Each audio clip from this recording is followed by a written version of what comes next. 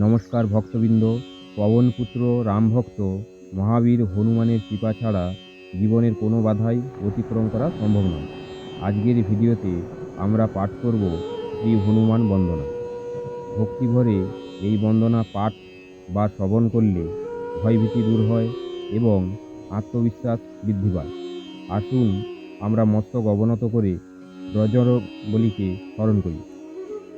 ধ্যান মন্ত্র ও বন্দনা। अतुलित बलधामं हेमशैलाभदेहं धनुर्जवनं कृशानं ग्रेणुनाम गर्गनं सकलगुणनिधानं वानराधमनिशं রঘুপতি প্রিয়ভক্তং বাতজাতং নমামি।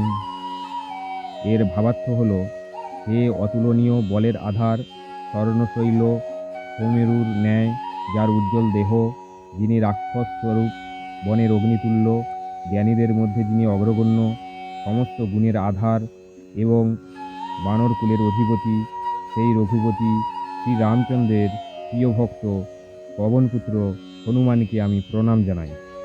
মহাবীর স্তুতি।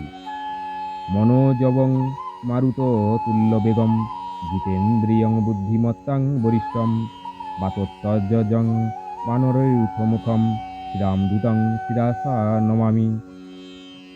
জয় হনুমান জ্ঞান গুণসাগর, জয় কপিস্তিহু লোক উজাগর।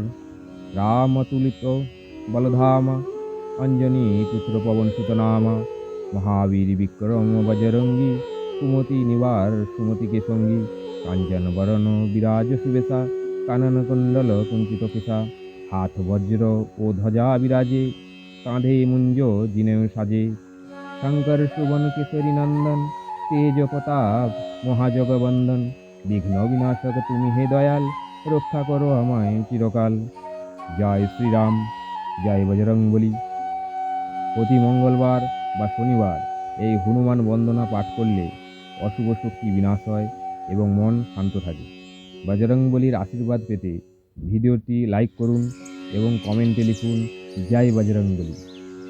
আধ্যাত্মিক এই যাত্রায় আমাদের সাথে থাকতে চ্যানেলটি সাবস্ক্রাইব করতে ভুলবেন না। জয় বজরংবলী। আর এরকম ভক্তিমূলক ভিডিও পাওয়ার জন্য এই চ্যানেলটা সাবস্ক্রাইব করে পাশে থাকা বেল আইকন প্রেস করে দিবেন। ধন্যবাদ।